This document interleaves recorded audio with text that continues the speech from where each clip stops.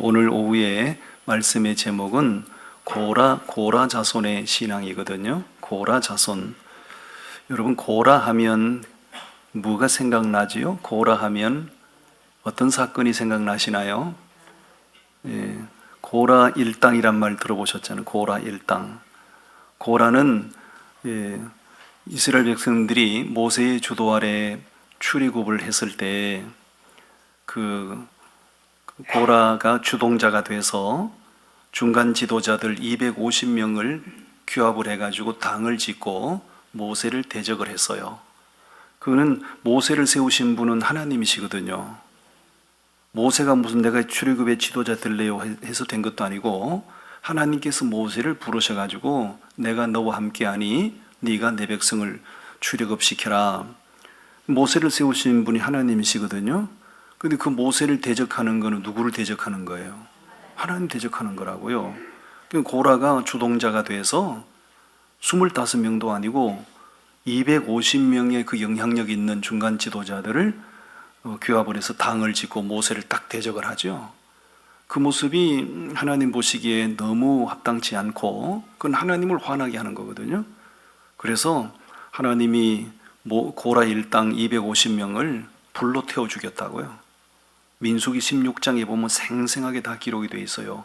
오늘의 숙제, 우리 교회는 숙제를 내줍니다. 오늘의 숙제는 민수기 16장을 집에 가서 묵상하는 거예요. 민수기 16장 몇 장? 15장 읽으면 안 돼. 민수기 16장 읽어야 돼. 그 고라 일당을 하나님이 불로 광야에서 불로 태워 죽였다고요. 그리고 땅을 갈라서 생매장을 시켜버렸다고요. 하나님 무섭게 진노하신 거예요.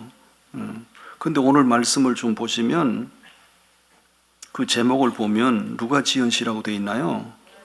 그렇습니다. 바로 그 고라 자손의 마스길 이렇게 되어 있잖아요. 마스길이라는 말은 교훈이라는 뜻입니다. 교훈. 고라 자손들이 자신들의 가문의 그 부끄러운 어떤 이력이 있잖아요.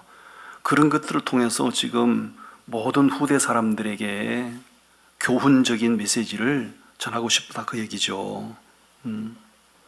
여러분, 고라는 그렇게 해서는 안 되는 악을 행하다가 하나님의 진노와 저주를 받아서 완전히 망한 자가 됐어요. 그런데 희한하게도 그 고라의 자손들이 복을 받아서 예루살렘 성전의 문지기가 됐다고요. 이게 뭐지? 이 퀘스천이 딱 생기는 거죠. 여러분, 우리 한때에 우리 90년대 우리 기독교계에 아주 이슈가 됐던 그런 주제가 있거든요. 그게 뭐냐면 가문에 흐르는 저주를 끊으라 하는, 기억나시죠? 가문에 흐르는 저주를 끊으라는 이슈가 됐어요. 가문에 그 조상적부터 지은 죄로 인해서 가문의 저주가 흐르는데 우리 그걸 끊어내야 된다. 이게 뭐 복음적이냐 비복음적이냐 논란이 있긴 했지만은 그 주제가 생각나는 거예요.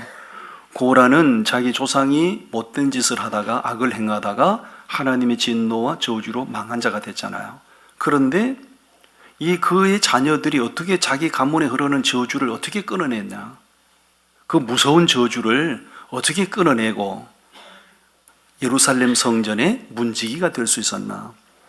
그 당시 구약시대에는 성전 문지기 하면 시시한 직분이 아니고 제사장과 버금가는 직분이거든요. 엄청나게 영광스러운 직분이거든요. 자기들이 스스로 실력으로 올라간 게 아니고 하나님께서 고라 자손들을 이렇게 높여주신 거예요. 그래서 이렇게 퀘스천이 딱 생긴다니까요. 그들은 어떻게 자기 가문에 흐르는 저주를 끊고 하나님에 의해서 그들이 그렇게 높임을 받았을까? 이 시편 42편을 쭉 묵상하다 보면 짚히는 게 있어요. 쉽게 말하면 신앙으로 그 저주를 끊어냈는데 하나님의 마음을 감동시킬 만한 믿음, 하나님의 시선을 주목시킬 만한 믿음이 그 자손들에게 있었다는 거죠. 세 가지로 딱 정리했어요. 첫 번째 그 신앙이 무슨 신앙인가 따라합니다. 하나님을 갈망하는 신앙. 하나님을 갈망하는 신앙이에요. 자, 1절 말씀 보시지요. 1절 말씀을 읽어봅니다. 하나님이여 사슴이 시냇물을 찾기에 갈급함 같이 내 영혼이 주를 찾기에 갈급하니이다. 예, 목마른 사슴과 자신을 비교를 하고 있잖아요. 대비를 시키고 있잖아요. 사슴이 목이 마르면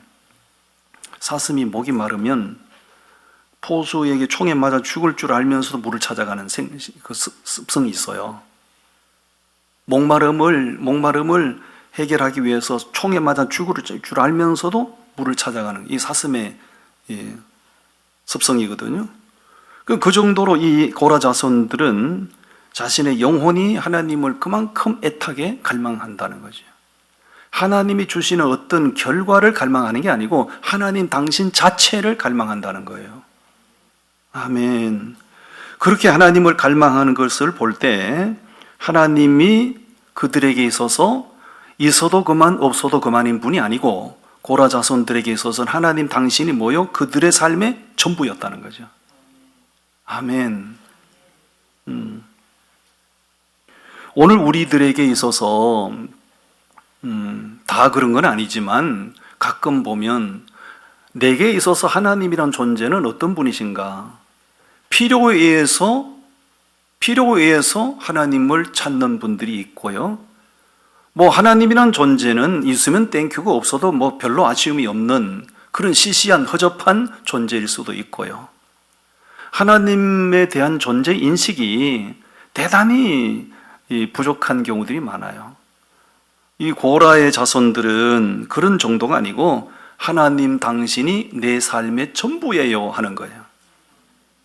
그 사슴이 시냇물을 찾기에 갈급함같이 내 영혼이 주님 당신을 갈급해 합니다 라고 얘기하는 거죠.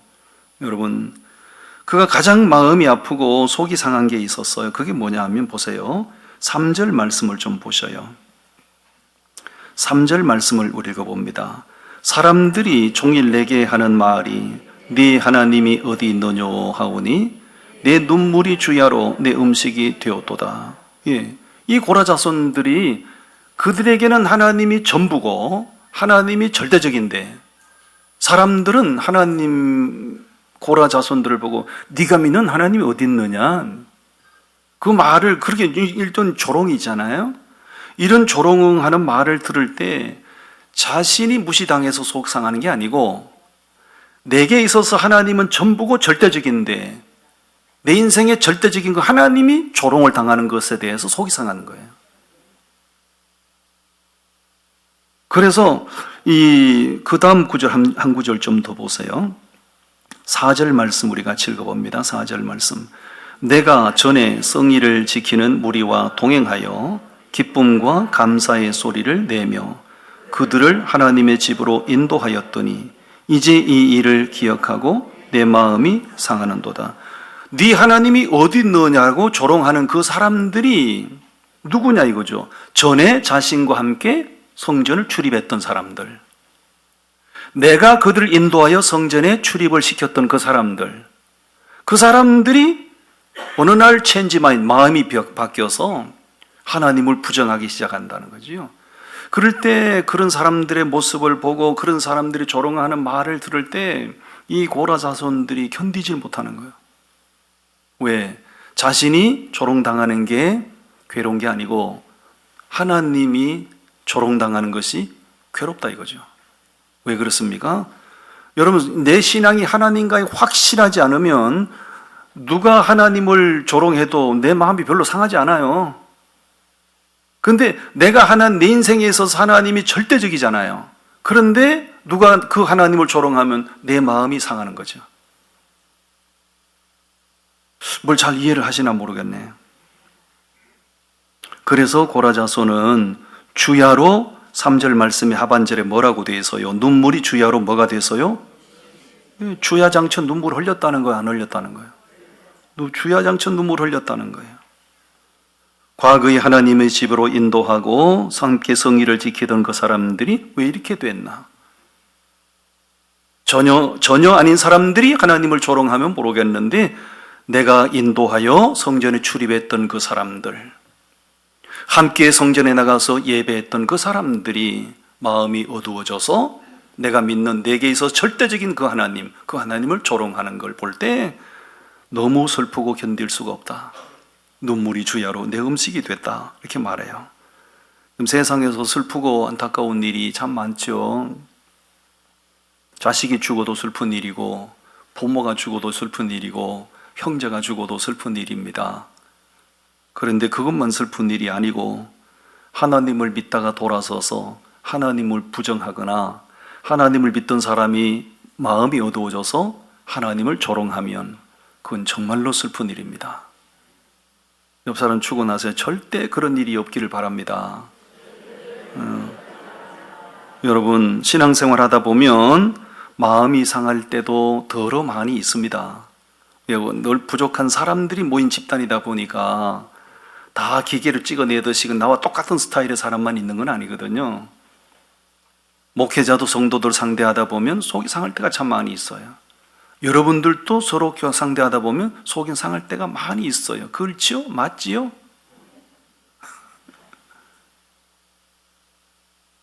그게 신앙생활이에요. 그런 것들을 없으면 좋지만 그런 아픔을 겪을지라도 그렇게 우리가 견디면서 이기면서 그렇게 우리가 믿음 생활에 가는 거예요. 때로는 마음이 어두워질 때도 있어요.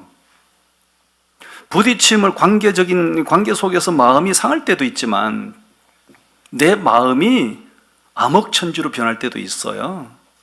신앙생활이 늘 그렇게 화려한 꽃길만 걸어가는 것 같지는 않거든요. 마음이 상하고 마음이 어두워질 수 있지만 그래도 절대로 명심하세요. 하나님을 떠나거나 하나님을 부정하는 일은 없어야 됩니다. 왠지 아세요? 히브리서 6장에서 보면 왜 그래야 되는지 명확하게 기록을 하고 있어요. 히브리서 6장을 한번 보셔요. 히브리서 6장 말씀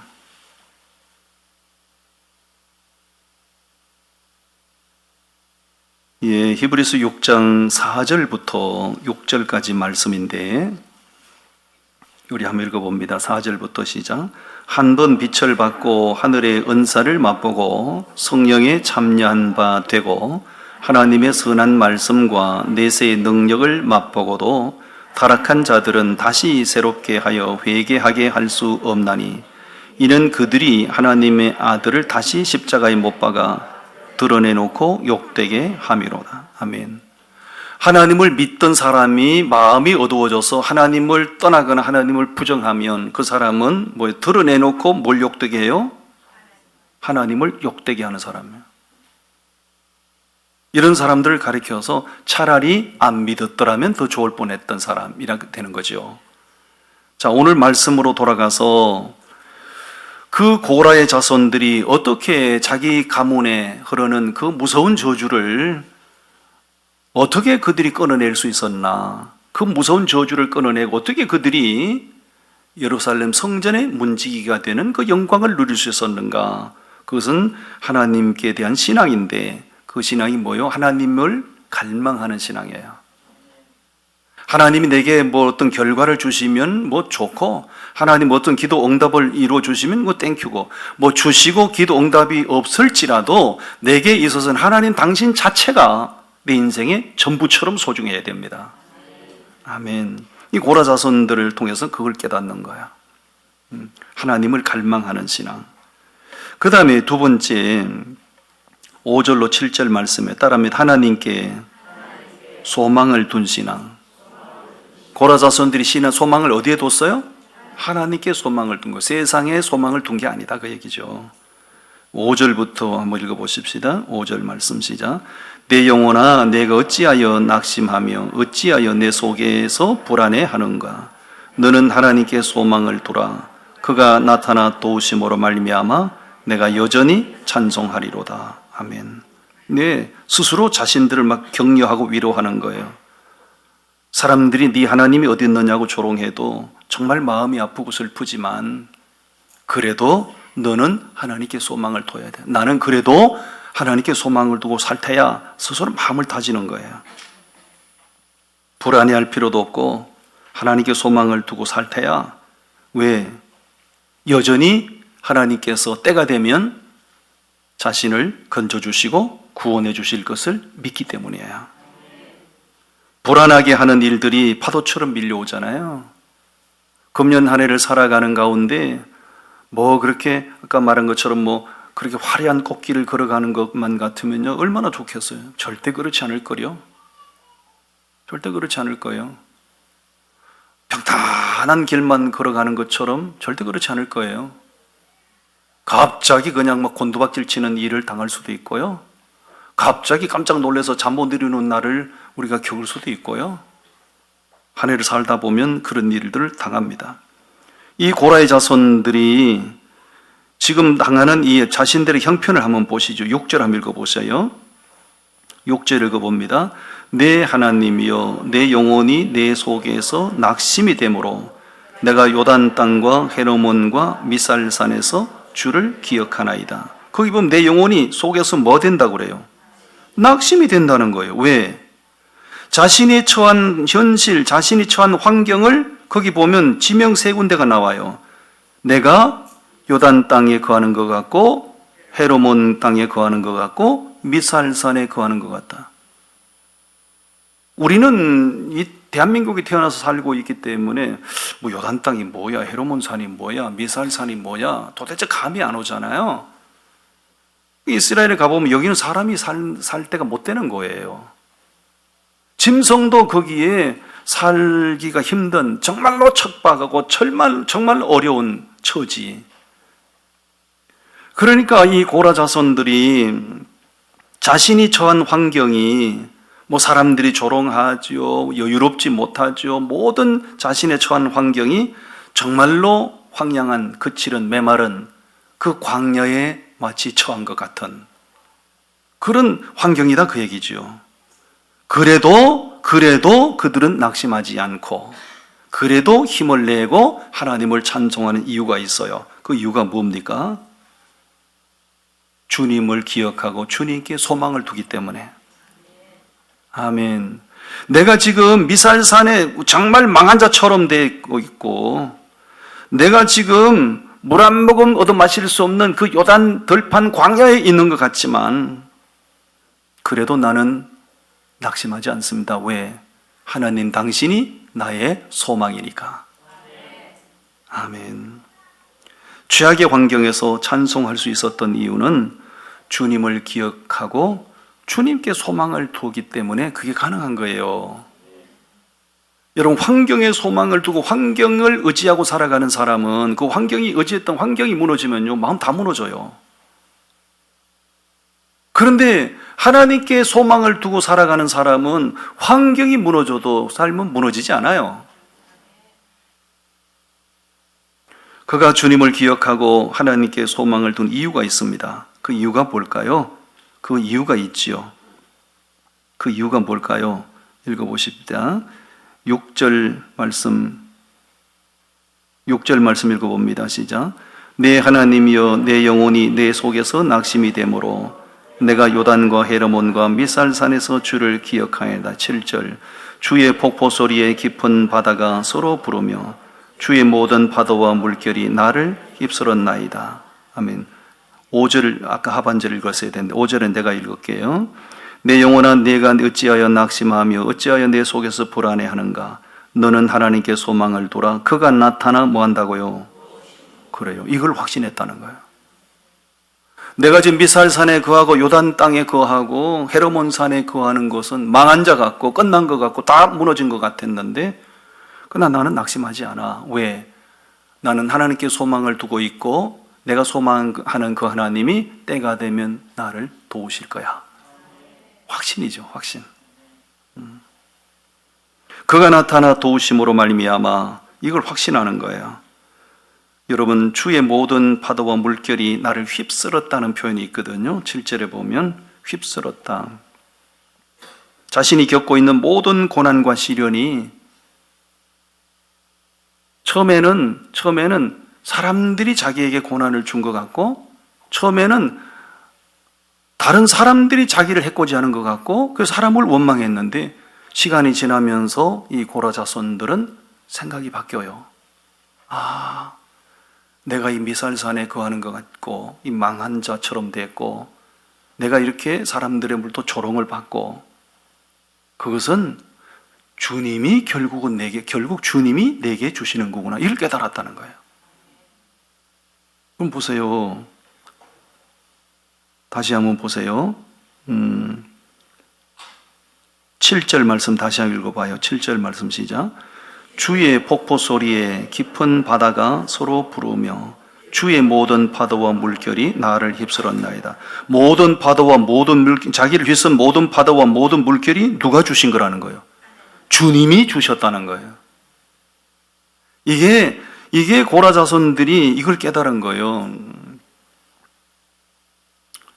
우리가 하나님과의 관계 설정이 바르지 못한 사람은 조금 힘든 일을 당하고 억울한 일을 당하면 사람에게 자꾸 원망을 퍼붓고 사람을 자꾸 정죄하고 그래, 처음에는 그래요.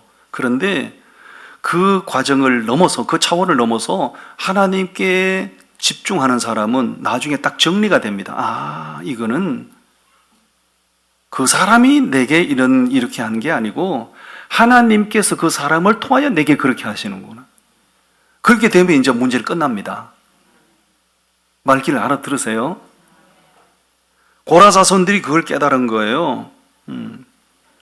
여러분, 그가 하나님께 소망을 둔 이유는 바로 그런 거예요. 자신의 인생이 하나님의 손에 달렸다. 아, 사람들을 통해서 내가 조롱도 당하게 하시고 비웃음거리가 되기도 하시고, 처음에는 왜 그렇지, 저 사람 저 인간들 뭐야, 이렇게 됐는데 나중에 그 혹독한 고난의 환경 통해서 깨달은, 아, 그거는 주의 손이 내게 그렇게 하시는 거구나. 그렇게 되니까 하나님과의 관계는 전혀 요동치 않는 거예요. 아멘. 고라 자손들의 신앙이 굉장히 깊이가 있죠. 굉장히 차원이 높아요. 이런 그 깊이 있는 신앙, 이런 차원이 높은, 수준 높은 이런 신앙이 자기들 가문에 흐르는 무서운 저주를 다 끊어내는 거예요. 아멘. 마지막 세 번째, 따라합니다. 하나님께 기도하는 신앙. 8절부터 11절이 바로 그 내용이에요. 우리 8절 말씀 같이 읽어봅니다. 시작. 낮에는 여호와께서 그의 인자하심을 베푸시고 밤에는 그의 찬송이 내게 있어 생명의 하나님께 기도하리로다. 생명의 하나님께 뭐 한다고요? 기도하리로다. 생명의 하나님께 기도하리로다. 무슨 얘기입니까? 자신의 생명이 누구께 달렸다는 거예요? 하나님께 달렸다는 거예요. 우리가 하나님을 부르는, 하나님을 지칭하는 여러 가지 말이 있잖아요. 전능하신 하나님, 역사하시는 하나님, 인도하시는 하나님, 다양합니다. 이 고라 자손들은 하나님을 가리켜 생명의 하나님 이렇게 불러요. 생명의 하나님. 왜? 자신의 생명이 하나님께 속했음을 그들은 확신하는 거예요. 아멘. 여러분, 우리가 죽었던 우리를 살려주시고 우리를 영원한 생명으로 이끄시는 분이 하나님이시잖아요. 그러므로 고라 자손들처럼 우리에게 있어서도, 내게 있어서도 하나님은 어떤 하나님이신가요? 생명의 하나님. 아멘. 생명의 하나님. 사무엘상 25장을 한번 다 찾아보세요. 사무엘상 25장.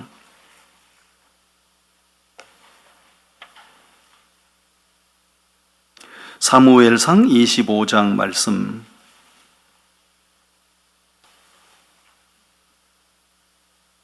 (25장) 29절 말씀인데 우리 한번 보겠습니다. 29절 말씀. 사무엘상 25장 29절 다 같이 읽겠습니다. 시작. 사람이 일어나서 내 주를 쫓아 내 주의 생명을 찾을지라도 내 주의 생명은 내 주의 하나님 여호와와 함께 생명 싸개 속에 쌓였을 것이요 내 주의 원수들의 생명은 물매로 던지듯 여호와께서 그것을 던지시리이다. 이게 무슨 얘기? 아비가일이란 여인이 다윗을 보고 지금 하는 말이거든요. 이 아비가일의 남편이 나발이어서 나발 같은 사람이었어요. 인색하고 아주 성질 더럽고 자기밖에 모르고 작은 거 하나 베풀 줄 모르고 다윗이 그 당시 자기와 함께하는 사람들이 400명이 넘었잖아요. 그 나발이 양털 깎는다는 소식을 듣고 종들을 보내서 도움을 청했잖아요. 근데 이 나발이라는 사람이 다윗이 보낸 사람들을 아주 문전박대를 해버렸죠. 나중에 다윗이 화가 나가지고요, 나발 이놈의 새끼 때려 죽인다. 그래가지고 나발 죽인다고 가는 거예요. 그 소식을 듣고요, 나발의 부인이 아비가일인데 아비가일이 아주 지혜롭게 처신합니다. 집에서 버터와 땅콩과 음식을 잔뜩, 여자는 손이 커야 돼요. 옆 사람 얘기해요. 여자는 손이 커야 됩니다. 아비가일처럼 손이 커야 된다고. 여자가 손이 좁쌀만하면요 절대 잘 못 삽니다. 아비가일이 손이 큰 거죠. 다윗의 그 상한 마음, 불편한 마음을 위로하기 위해서요, 뒤에서 음식을 잔뜩 준비해가지고 이제 남편 죽이겠다 오는 다윗을 향해서 가는 거예요. 딱 마주쳤거든요. 아비가일이 얼른 나귀에서 내려가지고 다윗 앞에 큰절을 합니다. 그러면서 뭐 쭉 얘기하는 게 오늘 숙제 두 번째 사무엘상 25장을 읽으시는 거예요. 나귀에서 내려서 큰절을 하면서요, 다윗을 보고 얘기하는 거예요. 내 남편은 원래 못난 놈입니다. 내 남편은 원래 노랭이입니다. 내 남편은 절대 몹쓸 인간입니다. 그러면서 이제 다윗의 마음을 이제 말로 풀어주는 거예요. 말로 여러 가지 말로. 여자는 말이 이뻐야 됩니다. 첫째, 손이 커야 되고, 둘째는 말본새가 이뻐야 됩니다. 여자는 말이 그처럼 못 써요. 그러면서 다윗을 이제 다윗에게 이쁜 말로 지금 설명을 하는 거. 그러면서 무슨 얘기냐? 지금 읽은 말씀이, 당신은 하나님이 세운 사람인데 수많은 사람들이, 그 어떤 사람이 당신을 해치려고 해도 못 해칩니다. 왜? 하나님께서, 내가 볼 때 당신은 하나님께서 생명사계로 당신을 싸고 계십니다. 말이 이뻐요, 안 이뻐요? 이쁩니다. 연습해 보세요, 옆에. 예, 말이 이쁩니다. 특히 경상도 여자들, 특히 경상남도 여자들은 말 본새가 없어요. 아주 경상남도 여자들은 말이 안 이뻐요. 거칠고 아주 정념이 떨어지고 막 그래요. 말이 이쁘잖아요. 다시 한번 설명해. 다윗을 보고 얘기하는 거예요. 어떤 사람들이 당신을 해치려고 해도 당신은 못 해칩니다. 왜? 하나님이 생명사계로 당신을 감싸고 계시기 때문에. 말이 엄청 이쁘잖아요. 그래서 나중에 아비가일을 자기 마누라 삼아버려서 다윗이. 여러분, 하나님은요, 다윗에게만 생명의 하나님이 아니고, 고라 자손에게만 생명의 하나님이 아니고, 우리를 살려주신 하나님, 우리를 살게 하시는 하나님, 우리에게도 생명의 하나님이신 줄로 믿습니다. 오늘 본문으로 가서 9절 10절을 한번 읽어보셔요. 9절 10절 말씀 우리 같이 읽어봅니다. 9절 시작. 내 반석이신 하나님께 말하기를 어찌하여 나를 잊으셨나이까? 내가 어찌하여 원수의 압제로 말미암아 슬프게 다니나이까 하리로다.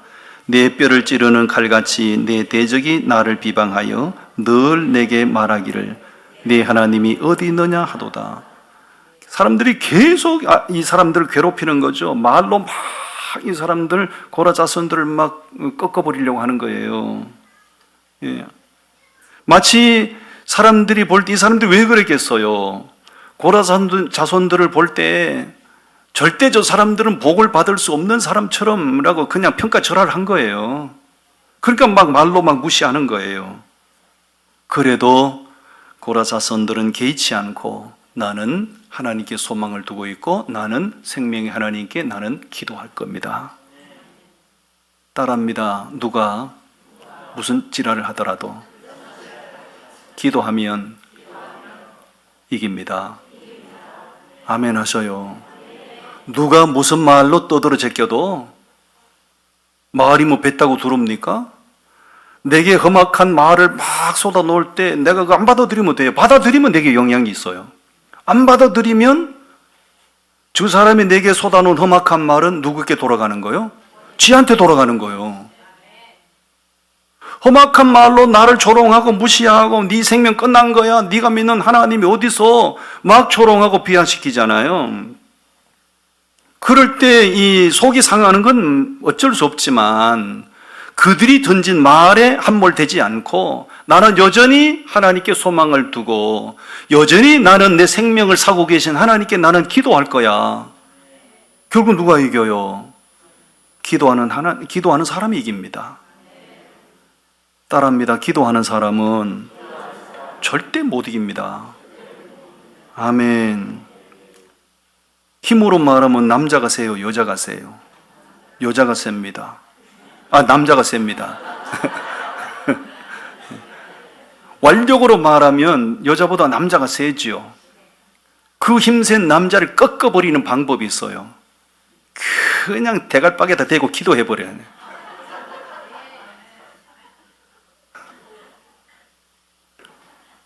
이 대갈박이 욕이 아닙니다. 전라도 가면 표준 말이에요. 전라도는 표준어라고요. 근데 전라도 부흥에 갔다고요, 전에. 대갈박에 뭐 어쩌고 그러는데 나는 섬찟하더라고. 말이 어떻게 그 그치를 써? 그치요? 그랬더니 여기는 표준어인데요, 그러더라고요.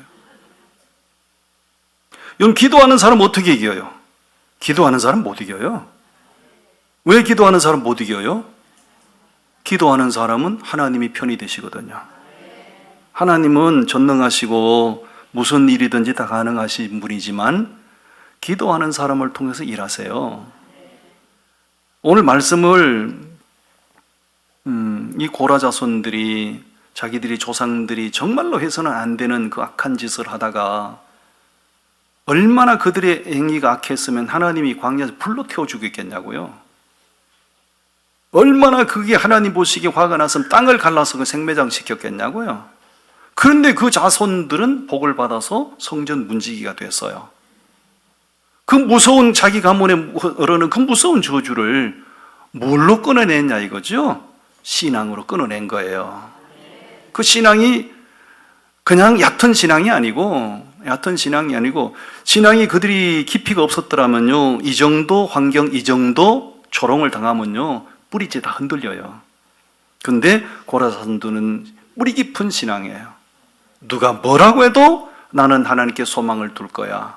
누가 뭐라고 해도 나는 하나님께 기도할 거야. 할렐루야.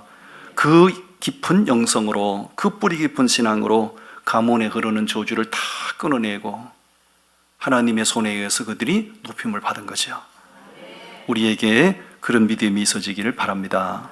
아멘. 기도합니다. 하나님 아버지,